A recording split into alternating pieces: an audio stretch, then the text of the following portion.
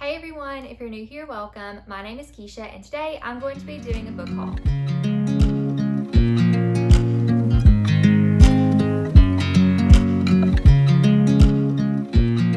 It's been a little while since I've done a book haul, so I thought today would be a good time. I haven't hauled too many new books, but I do have about 10 here today. But before we get into the book haul, first I would like to thank the sponsor of this video, which is Luisa. Luisa is a jewelry company that crafts high-quality jewelry pieces for affordable prices. They are also carbon neutral from their packaging to the products themselves. In addition to that, they also offer really unique, beautiful pieces. I've heard so many great things about Luisa from other booktubers, so when they reached out to me to partner with them, I was so excited. I received 3 pieces from them that I'm really looking forward to showing you, so let's go ahead and jump into it. One thing to know about me and jewelry is that I really like simple jewelry that I can wear every day, and one of my favorite things to wear are earrings. So I was really excited to find out that Luisa offered simple yet elegant jewelry that was really good for any occasion. The earrings that I'm wearing today are the low medium earrings. These are beautiful earrings that I feel like pair really well with simple outfits or a little bit dressier of outfits. They are made with cubic zirconia in 14 karat gold on recycled sterling silver, and then the post is 14 karat gold on stainless steel. The next pair of earrings that I got from Luisa are the Toda silver huggy hoops. These are rhodium on sterling silver with cubic zirconia, and the post is stainless steel. I really love these earrings because they, again, look really simple yet elegant. I love that they have the 2 hoops, so it looks like you're wearing 2 pairs of earrings. One is sleek and one has gems. I think these are absolutely beautiful and they are definitely going to be a staple piece for me. The last pair of earrings that I received from Luisa are the low small. I really wasn't sure if I was gonna like the small or the medium of this style better, so I got both and I'm absolutely in love with the small. I've been wearing these to work almost every day and I've gotten so many compliments from my coworkers. I really think these are perfect for everyday wear, whether you're going into the office, you're going out shopping, or you're just hanging around the house reading a book. I've had so many people these past couple of weeks comment on my earrings and ask me where I've gotten them. So the great thing is that in partnering with Luisa, I do have a discount code for you to use. So there is a link down in the description box if you're interested in checking out any of Luisa's jewelry pieces. And if you would like 10% off your next purchase, you can use the code ABookLikeYou10. Thank you again to Luisa for sponsoring this video. And now let's get back to the book content.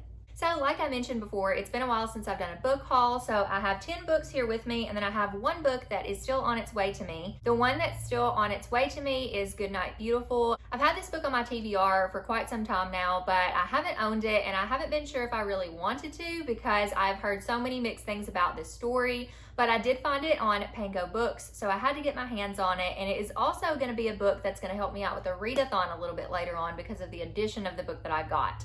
But I'm not sharing that one with you today. So if you don't know anything about this book, it's essentially about this woman whose husband is a therapist, and one day she hears something like she's upstairs and he does therapy sessions in his home or in their home, and so she hears something through the vents during one of his therapy sessions, and that's all I really remember about this book. I really love psychological thrillers and things that have to do with therapists or like mind things. The Silent Patient was one of my favorite books, so anything that has to do with like a therapist or anything of that sort, I tend to gravitate towards. So I'm very excited to check this book out, and hopefully it will be right up there with The Silent Patient for me. Another thriller that I've hauled recently is The Mother-in-Law by Sally Hepworth. I'm really looking forward to hopefully buddy reading this with my friends Elizabeth and Lauren pretty soon. I read The Good Sister earlier this year per recommendation of Elizabeth, so I'm really excited to read this one. I loved The Good Sister and I'm hoping that I enjoy The Mother-in-Law as well. This story is about a woman named Lucy, and Lucy has met her mother-in-law and they don't really get along super well. The mother-in-law is kind of high society and she doesn't really like Lucy very much. They've never had a great relationship, and now the mother-in-law has disappeared, and it's kind of being looked at as to where did Lucy do this because they didn't get along, or is it a family thing, and who is behind this woman's disappearance / murder, I think maybe. So I'm very excited to get to this one. Like I said, I know that Sally Hepworth is kind of a hit or miss author for some people. Her books are marketed as thrillers, but I will go ahead and tell you that to me, The Good Sister did not read like a thriller, but I'm not really sure what to categorize it as because it's not not a thriller, but it's not a thriller. It doesn't read really fast. It does have a lot of family drama in it as well, but it's really good nonetheless. So I'm hoping that I'm going to enjoy this one too. Then I picked up The Orphan Witch by Paige Crutcher. This is a book that is, I'm not really sure what the genre is actually. It reminds me of Practical Magic, and it reminds me of, actually not Practical Magic, it reminds me of the TV series as like a Hallmark series. It's called The Good Witch. It has Bailey Madison in it, and I can't remember the main woman's name, but I love that show. It gives me all the cozy vibes, and it's got just a little pinch of magic in it. That's what this one seems like it's going to be. It says, a deeper magic, a stronger curse, a family lost and found. It says, Persephone May has been alone her entire life. Abandoned as an infant and dragged through the foster care system, she wants nothing more than to belong somewhere, to someone. But unexplainable things happen when she's around. Changes in weather, inanimate objects taking flight that result in her being cast out. To cope, she never gets attached. She moves around, leaving one town for another when curiosity over her eccentric behavior inevitably draws unwanted attention. After an accidental and very public display of power, Persephone knows it's time to move on once again. It's lucky then when she receives an email from the one friend she's managed to keep, inviting her to the elusive Wild Isle. The timing couldn't be more perfect. However, upon arrival, Persephone quickly discovers that Wild is no ordinary island. In fact, it just might hold the very thing she's been searching for her entire life. So I'm going to stop there, but this sounds like a really cute, cozy book with a little bit of magic. Like I said, I don't really know much about it. I haven't heard very many people talk about this book, so I'm excited to check it out, hopefully this fall. Next up, I have a few romance books, and the first one is going to be The Dead Romantics by Ashley Poston. I've already read this book, and I absolutely loved it. If you don't already know, this is like one of my new favorite books of the year, and quite possibly my new favorite romance. It is about this girl named Florence, and Florence is a ghostwriter for a very popular author, and nobody in her life really knows that she is a ghostwriter. So she's been doing all this her whole life and not really getting credit for it, which to me seems like that would be really hard to do, because I would want people to know if I was writing something that was so good. So I don't know how people ghostwrite, but I know people do it. Anyways, back to the romance element of this book. Florence ends up going back home because her dad passes away and her family owns this funeral home. So now she's going back home, and it's just a really weird dynamic with the family because they all are part of a funeral home ownership, and her dad can actually see ghosts. And so now her dad has passed away and she's the only person left in the family that can see ghosts.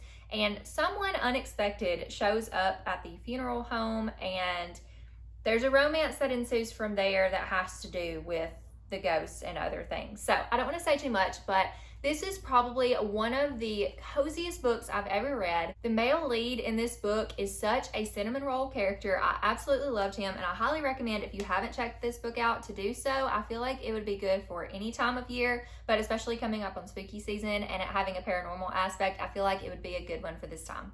Then I hauled a couple of books that have honestly been on my list for a really, really long time. I believe the first ever anticipated releases video that I ever did on my channel, which would be this one, is when I mentioned these books, and it's been all this time and I still haven't had them. So what I ended up picking up is The Sight of You by Holly Miller. This was not the cover that I knew from before, but I really love this cover. It's really beautiful, and I love the texture of the book. I don't really know how to describe it, but it's kind of just like a postcard feeling maybe. And this says, would you choose love if you knew how it would end? This is about a man who has dreams about people in his life, and he knows how things are going to end, whether it's good or bad. So his way of fixing this is just to try to not make relationships with people at all. And then you've got this girl whose best friend has just died. She's really been lost, and she finds her way back to this person who she feels like can help her heal. And that is the guy that has all these dreams about, you know, how his relationships with people are going to end. I don't know. That is a really poor way for me to explain the synopsis, but I highly encourage you to look it up. It's very interesting, and it's kind of just like, you know, if you know that your love story is going to have a bad ending, do you still go through it? And I feel like it's going to have a really good message, so I'm very excited for this one. And then the next one I picked up was You Were There Too by Colleen Oakley. So I don't think I mentioned this, but I've never read anything by either of these two authors, but clearly I am in a little bit of a romance mood, which is why I keep picking up romance books. But this one is a really unique story, and I'm not sure if it's going to have a trope in it that would be controversial or not, or a trope that some people don't like, but it kind of sounds like it might, so just know that going in. But this is about a woman who is married to the man of her dreams. Well, not quite.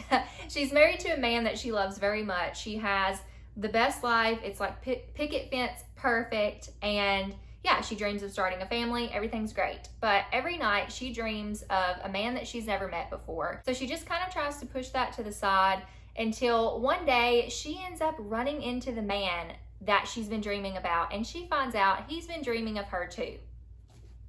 I don't know how to feel. Like, I don't know how this is going to make me feel. I don't know how to feel going into this. I just know, like, what do you do in that situation?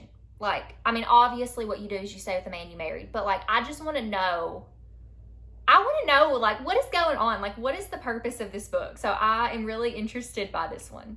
Next, I have a book that I think is adult, and it is called The Past is Read by Catherine M. Valenti. I recently read Comfort Me with Apples by this author, and I thought it was very intelligent and very well written. I really like her writing style, so I wanted to check out more of her books.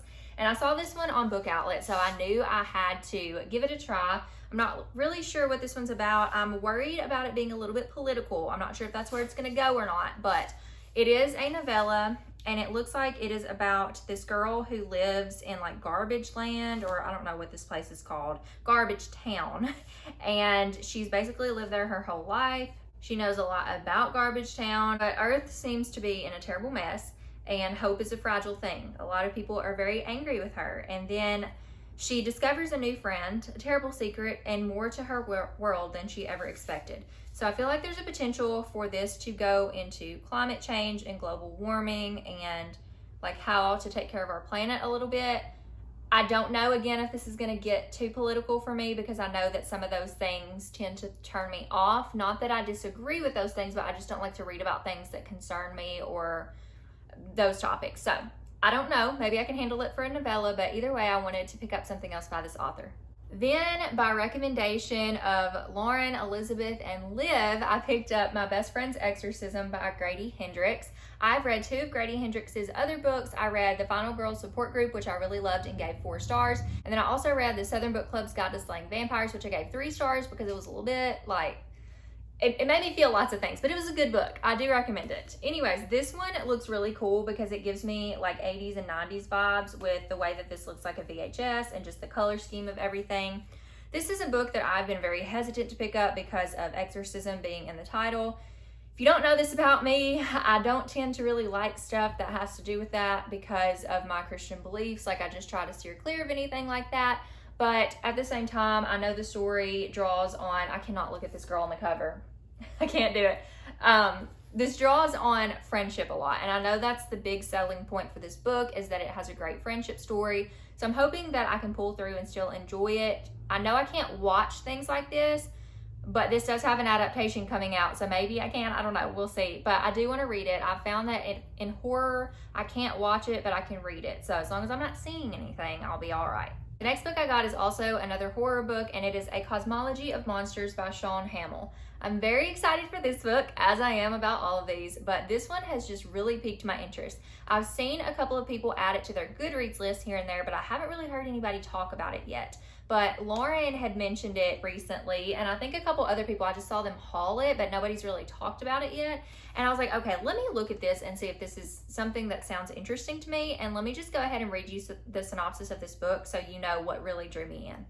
Noah Turner sees monsters. His father saw them and built a shrine to them with the wandering dark, an immersive horror experience that the whole family operates. His practical mother has caught glimpses of terrors but refuses to believe, too focused on keeping the family from falling apart. His brilliant older sister Eunice can't exorcise them from her mind, no matter how many versions of the story she commits to paper. And his eldest sister, the dramatic and vulnerable Sydney, won't admit to seeing anything but the beckoning glow of the spotlight until it swallows her up. Noah Turner sees monsters, but unlike his family, Noah chooses to let them in.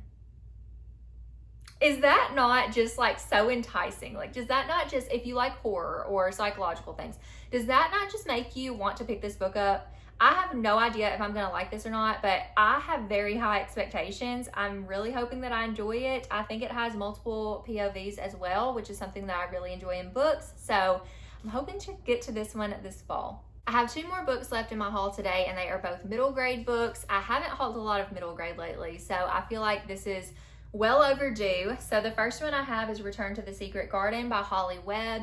If you know, you've been around my channel a while, you know that this year I read The Secret Garden for the first time and I absolutely fell in love with that story. So I have read like multiple versions of The Secret Garden, the graphic novel adaptation, modern adaptations, and this is actually the sequel to The Secret Garden, except it's written by a different author. So this takes place at Misselthwaite Manor, the same place that The Secret Garden took place, except it stars a new girl named Emmy, and she discovers the mysteries of this house, a boy crying at night, a diary written by a girl named Mary, and a very secret garden. So I am really, really pumped to dive back into this world. I hope that this is a good book. I know it's not written by Frances Hodgson Burnett, but I'm still holding on to hope that it's going to be a good one. Also, this cover is just absolutely gorgeous. I'm very excited to like get back into the story, so I'll probably save it for springtime, but I am excited nonetheless. And the last middle grade book that I have is The Adventure Is Now by Jess Redmond. This is a book that really piqued my interest just because the cover is really pretty. I have no idea who designed this. I need to look and let you guys know, but this is just one of the most colorful, beautiful covers I've ever seen. So I don't know if Jess Redmond did this. Let's see. It says it's designed by Cassie Gonzalez. So interior illustrations, but I don't know if it's this or not. Either way, this is absolutely beautiful. I don't really know a lot about this story. I think it's kind of an adventure story. Well, it's called The Adventure Is Now. Yes, it's kind of an adventure story, but it's about this boy who I think is picked on at school a lot, and he has a hard time. He says all the wrong things. His family's falling apart. So he kind of escapes into this video game called Isle of Wild, and in this game, he becomes someone else. He becomes Seahawk, the brave and brilliant naturalist explorer who conquers danger at every turn. That initial part of the synopsis really reminds me of Jumanji, especially the newer Jumanji, because of like the characters and how they go into the game and what they're like. I just think it's hilarious.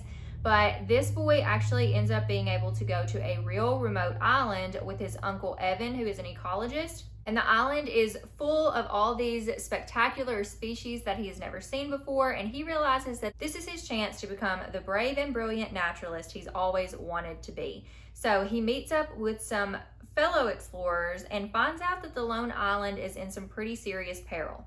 So now it's up to Milton and his new friends to save the island from its doom. This sounds like it has the potential to be a really cute story. I feel like it sounds like a good summer read, and this is one that I've actually been wanting to bring up to my middle grade book club as well as a potential read, because I feel like this is a good one. It'll have really interesting elements that we haven't really read before, so very excited for this one as well. Okay, y'all, that is all of the books for the book haul today. Like I said, it's been a while since I've done this, so I wanted to make sure to share these with you guys. If you've read any of these books, make sure to let me know down in the comments down below which one you enjoyed, or if you have any opinions on them. I would love to know. Also, before I go, I wanted to go ahead and thank Ana Luisa one more time for sponsoring this video and sending me such incredible jewelry that I have really grown to love in the past few weeks. If you are interested in checking out any of Ana Luisa's jewelry, you can check out the link in the description box down below, and also use the code ABookLikeYou10 for 10% off your first order.